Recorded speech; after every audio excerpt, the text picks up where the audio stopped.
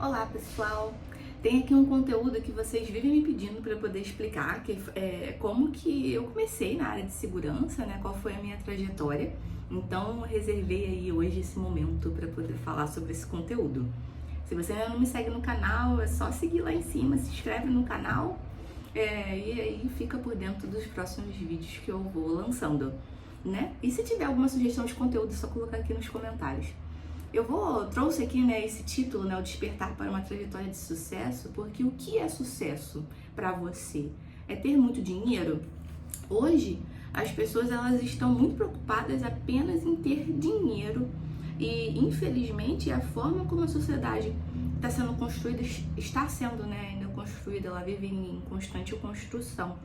As pessoas, elas estão, eu já presenciei, né, no mundo profissional, pessoas valorizando quem tem mais dinheiro, por mais que fosse uma pessoa com caráter muito duvidoso, em detrimento de outra que não tem tanto dinheiro assim, mas tem um caráter muito bom.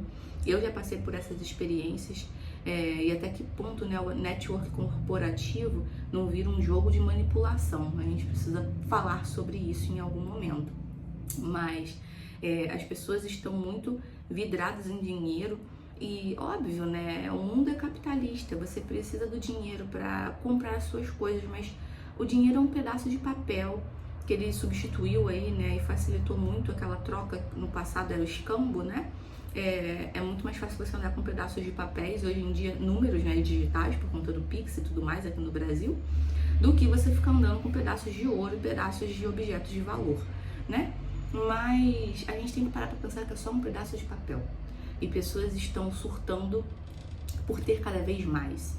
A gente tem que ter o suficiente para a gente ter aí a nossa sobrevivência, né? Ter os nossos confortos, os nossos luxos, mas até que ponto o meu conforto, né? Ele é para mim apenas ou para mostrar para o outro, né? A gente tem que parar para pensar sobre isso. Mas, enfim, focando aqui na minha trajetória, né? Eu fui uma criança que sofri bullying na escola, depois que eu saí da escola, que não é que inventaram, né? Que veio ao meu conhecimento essa palavra bullying, eu não sabia que tinha esse nome, por gostar de estudar, por ser gordinha, né? As crianças, a gente costuma passar a mão e falar, é normal, não deveríamos normalizar crianças fazendo bullying com outras crianças, porque a gente sabe que a criança ela repete o que tem dentro de casa, né? E repete ali o caráter, os conceitos, e as pessoas são diferentes entre si, elas precisam aprender isso e essa educação vem de dentro de casa, né? Não normalizem o bullying. Pessoas sofrem muito e eu sofri bastante, mas eu sempre tinha em mente que o motivo era tão idiota, tão torpe, sabe? Porque ela é a mais inteligente da sala. Hoje eu tenho maturidade e consciência suficiente para entender que pessoas que falavam isso já eram ali certas crianças que estavam comparando comigo ou com outras ali e já estava vendo ali um espelho e vendo que ela não era o suficiente para atingir, né, o que ela gostaria de atingir e por algum motivo ela via aquilo em mim. E ao invés de tentar se consertar e se entender, a criança não vai ter essa consciência, ela ia e atacava o coleguinha. Então, pais, fiquem aí atentos quando o seu filho for praticante de bullying. Escolas, avisem para os pais se o filho deles está praticando bullying com algum coleguinha, para que aquela criança seja ajudada, porque tem alguma ferida ali muito mal resolvida e dá até pena de saber que crianças tão pequenininhas já têm feridas tão grandes que fazem elas cometerem esse tipo de ação com outras, né? Então, tem que ter aí todo um cuidado, mas enfim, é complexo, é complicado, mas a gente precisa falar sobre isso para tentar encontrar uma estratégia de conserto, né?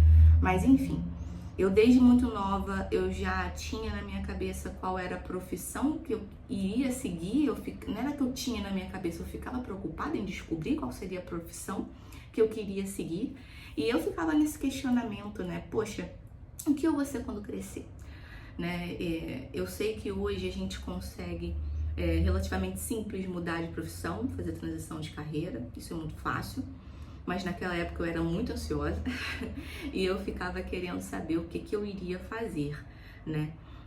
Uma coisa que eu sempre tive em mente é que o tempo ele não volta atrás. Então, quanto mais você antever o que você gostaria de fazer, é melhor do que você, não significa dizer que é impossível, mas com certeza é mais difícil, exige, não é que seja mais difícil, mas exige mais, me fugiu a palavra, mas exige mais empenho da sua parte em você mudar de uma profissão aos 60 anos, por exemplo, aos 50 anos, do que você já ter começado naquela profissão há bastante tempo atrás, né? Então, tem aí, não é impossível, mas exige muito mais esforço para você conseguir não trocar de carreira, que trocar é relativamente simples, mas de você, uma vez naquela carreira, se estabilizar naquela carreira. Então, quanto antes vocês já puderem pensar na profissão que vai seguir, melhor. Nesse momento, eu ficava pensando, poxa, eu acho que eu quero ser médica, mas eu não vou conseguir ver fratura exposta, então eu não quero ser médica. Eu podia ser advogada, inclusive, esse print aqui, né, é de um filme, A Juíza, muito bom, que conta a história lá da primeira-ministra, Ruth Bader, recomendo assistir. Mostra como que a nossa sociedade, né, foi sendo construída, principalmente em relação à mulher ter o direito à educação, a mulher ter o direito a ir para a universidade, enfim. É bem interessante isso. Não vou aqui me estender no filme, viu? Não vou dar spoiler. Mas também já pensei em ser secretária e eu ficava, cara, eu não vou aguentar ficar ouvindo, não que eu seja arrogante, mas ver pessoas sendo grossas com você, e às vezes muitas secretárias precisam engolir seco o que os chefes delas estão falando, né? Que na minha cabeça secretária era, eu vou ali cuidar da agenda de uma pessoa, né? Vou ali marcar a reunião, vou organizar ali a vida daquela pessoa.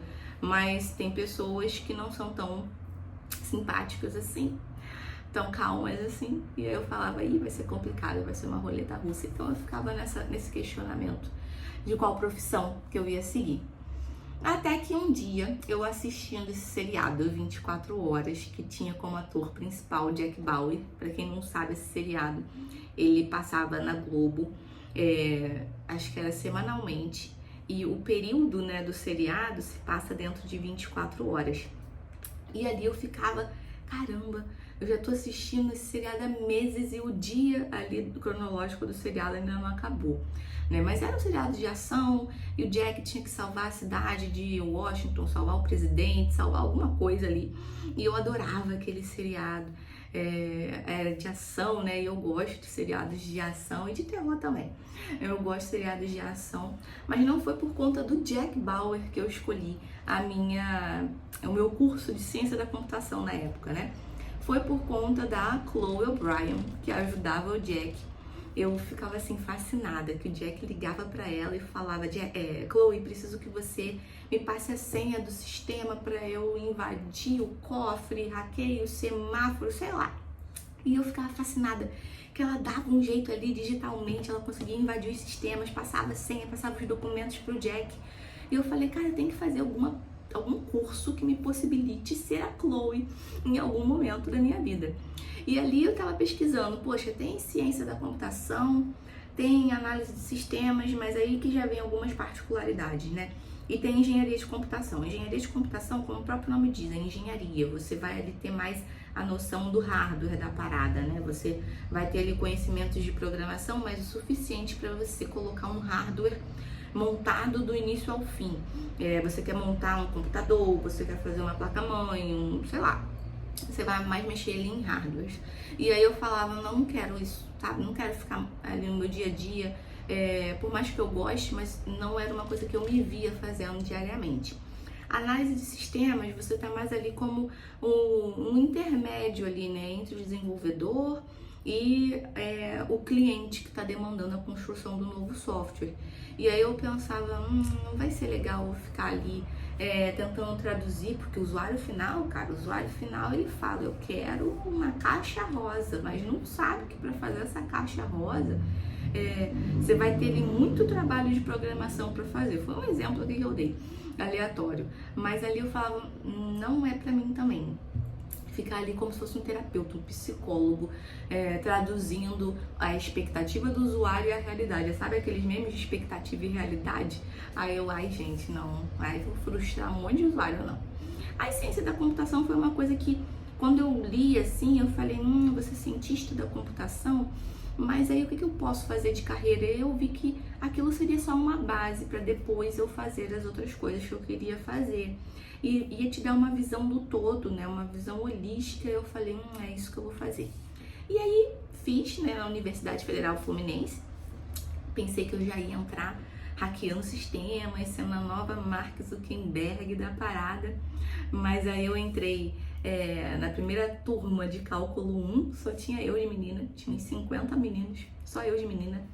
E isso não era para ser curioso, né? Mas fatores históricos explicam e a gente precisa nos unirmos, nós mulheres nos unirmos para desfazer esses fatores históricos, né? Mas aí esse é um papo para um próximo vídeo. E aí eu entrei lá, só tinha eu de menina. E cálculo 1 não foi por conta desse fator, de só ter eu de menina. Óbvio que o fato de só ter eu de menina ali na turma me deixava mais, vamos dizer assim, menos confiante, me deixava mais quietinha. E eu já era quietinha por conta do bullying que eu sofri na escola, de gostar de estudar.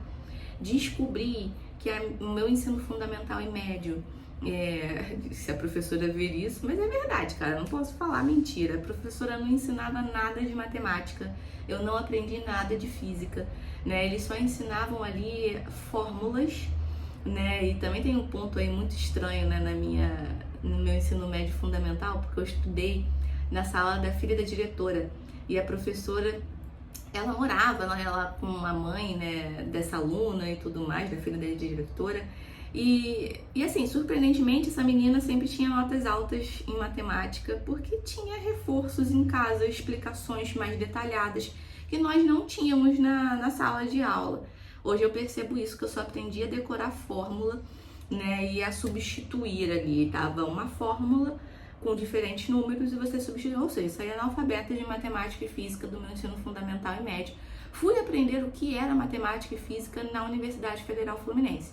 Porque ali eu não tinha uma fórmula para só substituir os valores, né? Eu tinha que descobrir como que constrói aquela fórmula. Então era uma visão completamente diferente. Então foi complicado para mim na primeira turma, né, da faculdade de Ciência da Computação, cálculo 1.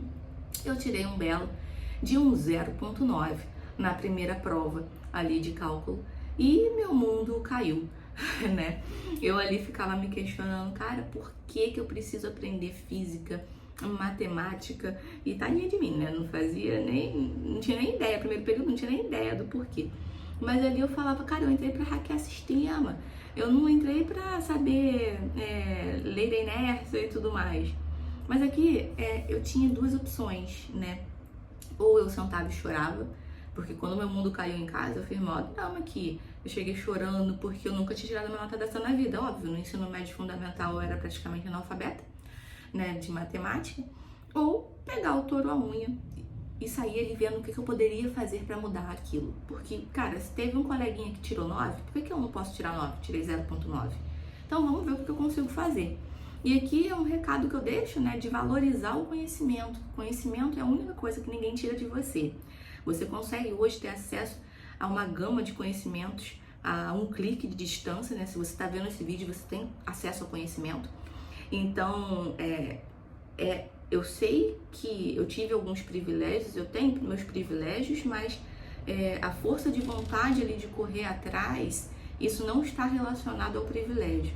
Óbvio que tem vários pormenores, várias camadas, né, de correr atrás sem tempo, você não vai ter tempo para poder correr atrás, enfim, tem essas camadas, mas o recado que eu deixo se você tem uma dificuldade em alguma matéria, vou aqui reduzir para o cenário, né, o escopo universitário. Se você tem uma dificuldade em uma matéria, não fique esperando que aquela matéria vai entrar na sua cabeça sem você fazer nada, ou simplesmente perguntar para o chat GPT e copiar a resposta vai resolver. Para mim funcionava a repetição, escrever um resumo do que o professor falou, um resumo do livro, fazer diversos exercícios. Então eu ia nas turmas, né, de monitoria da faculdade. Até eu queria encontrar esse monitor hoje, porque eu perturbei ele. Eu era a primeira a chegar, a última a sair, fazia todas as listas ali com ele. E eu fui aprendendo cálculo e passei depois nessa matéria com média 7. Eu tirei 9 na segunda prova, ainda tinha um trabalho lá também. Passei com uma média aí boa, né, na matéria e não reprovei em cálculo 1. Para mim isso é um orgulho muito grande. Mas às vezes as pessoas não valorizam tanto o conhecimento assim. E por que que a gente precisa aprender física para trabalhar em computação? Que é só um exemplo bobinho. Vamos supor que o seu chefe te peça para você fazer um data center. Se você não tivesse estudado a lei da termodinâmica lá na física, onde materiais que conduzem ali eletricidade também conduzem calor, você ia pegar ali todos os servidores, colocar um empilhado em cima do outro, ia ligar e ia falar, tá entregue. E você ia ser demitido, porque você ia causar ali um incêndio, né, no data center, no espaço. E isso, assim, é muito do desconhecimento. Então, quanto mais conhecimento você tem sobre um assunto, melhor. Eu adoro esse memezinho aí do cachorrinho, eu adoro ele, pegando fogo, tipo, mantenha calma, né? Mas nesse exemplo que eu dei, não dá pra manter a calma. E aí eu entrei na Globo, foi meu primeiro emprego, como no programa estagiário, que eu entrei ali. Mas descobri ao longo ali da minha trajetória que eu, uma pessoa que tinha vindo de uma escola que tinha bullying ali, né? Eu sofria bullying. Depois, uma universidade onde eu ficava mais retraída, pela falta mesmo ali de assuntos para trocar com os meninos da turma, né? Porque era uma turma muito masculina, como eu já disse. Então, quando eu entrei na Globo, eu pensava, cara, eu vou entrar aqui, todo mundo vai ter passado por dificuldades semelhantes, vão ter ali persistido, vão ter a meritocracia, né? Vai ter ali conseguido as suas vagas, pelos esforços que teve, enfim. E, enfim, não foi nada disso, né? Pessoas ali completamente que entraram na janelinha, pessoas que têm um desvio de caráter muito grande, algumas pessoas, e eu acho que isso você encontra em qualquer mundo corporativo, né? A gente tem que parar de normalizar que as pessoas são assim, é o jeito delas. Não são. As pessoas escolhem, ela toda igual a mim. Um ser humano é igual ao outro ser humano, né, em essência. E se eu tenho a capacidade de escolher entre o certo e o errado, a outra pessoa também tem. E se ela escolhe o errado, ela fez isso conscientemente. Então tem ali várias pessoas, não só na Globo, como em outros lugares também, várias pessoas com desvio de caráter muito grande, que estão ali acostumados a não comemorar as vitórias do coleguinha por inveja, enfim, o mundo corporativo é um mundo complicado e não deveria ser, mas é aquela história que eu já falei em um vídeo aqui no canal. Você coloca pessoas de culturas diferentes, de origens, de backgrounds diferentes para conviver em um único espaço e ainda coloca um agravante, porque vale dinheiro, que é um mal do ser humano, né? Que o ser humano tá querendo sempre mais e mais e mais e mais, nunca satisfeito com o que tem. E aí vira um Round 6. Round 6, vocês já viram esse seriado do Netflix, aquele das brincadeirinhas de criança, né? Que vem um grupo de pessoas, que tem ali um outro grupo de pessoas que só fica se divertindo com os jogos, que pessoas menos favorecidas estão ali para poder jogar e vai uma matando a outra porque vale um prêmio no final. É complexo o mundo corporativo e é bem similar ao Round 6, né? O mundo corporativo é Round 6. Tem ali um grupo de pessoas donas das empresas que estão um pouco se lixando com o que está acontecendo ali no chão de fábrica, vamos ser bem realistas. E ali a gente coloca dinheiro na parada, bota todo mundo, muda o caráter da pessoa, a pessoa... Aí que a gente vê o caráter real, né? É complexo, mas se vocês quiserem saber mais sobre o mundo corporativo, é só colocar aqui nos comentários. Estou aqui focando na minha trajetória. E aí, por conta disso, hoje eu percebo que eu trouxe mais uma vez para o mundo corporativo o que eu fiz na universidade. Lembra lá do que eu acabei de falar, do meu mundo caiu, de cálculo? Eu fiquei um período muito mal, assim, porque pessoas do mundo corporativo lá da empresa já me feriram e magoaram bastante, porque eu criei expectativas, essas expectativas não foram correspondidas da forma como eu esperava, muito porque quando a gente faz o bem para uma pessoa, a gente minimamente espera aquilo de volta, né? E aí esse foi o meu erro, né? Esperar de volta uma bondade ali, uma benesse, né? De uma pessoa que não tem a capacidade de dar essa bondade em troca. Enfim, várias pessoas aconteceram isso. E aí eu fiquei muito mal, mas aí eu tive esse meu momento. Ou eu fico chorando o resto da vida, ou eu pego toda a unha e vou fazer alguma coisa sobre. E aí isso me motivou em fazer o meu canal, né? Esse canal aqui, lá no Instagram, a fazer aí mentorias de carreira cybertech, né? E tem aí novidades vindo, não vou falar ainda porque ainda está vindo, e aí eu aprendi com a vida que a gente tem que guardar as coisinhas para nós e só divulgar depois que já estiver pronto. Enfim, o mundo corporativo, essa foto resume, é uma selva, né? E nem deveria ser uma selva, porque pelo menos na selva eles estão ali caçando para sobrevivência própria, né? O que de certa forma também dá para fazer esse paralelo, né, para o mundo corporativo, porque se a pessoa sair perde dinheiro. Mas aí eu deixo o meu comentário, né, pros donos de empresas, né, porque eles pouco se ligam, né, o que está acontecendo no chão de fábrica. Desde que ele ainda esteja ganhando o dinheirinho dele no bolso, melhor para ele, né? Mas vamos pensar aí no papel que os grandes empresários podem fazer para tornar a vida, né, das pessoas que são responsáveis por deixar eles onde estão, porque eles não estão dando um favor, oferecendo um emprego, eles estão usando o nosso tempo de vida. Então nós também temos ali os direitos de exigir determinados pontos desses grandes empresários, né? Então vamos deixar aí o recado para eles também pensarem como tornar a vida da pessoa que está sendo responsável por te deixar lá em cima mais fácil, né? Mais simples, ou então menos onerosa, menos perigosa, vamos dizer assim, porque não é só uma corrida de obstáculos, né? E aqui que tem o Round 6, que é o mundo corporativo. Então aqui, gente, contei um pouquinho da minha trajetória até começar a trabalhar em segurança da informação. No próximo vídeo eu vou colocar o que é segurança da informação, e aí se vocês quiserem saber mais algum conteúdo é só colocar aqui nos comentários. Obrigado e até a próxima!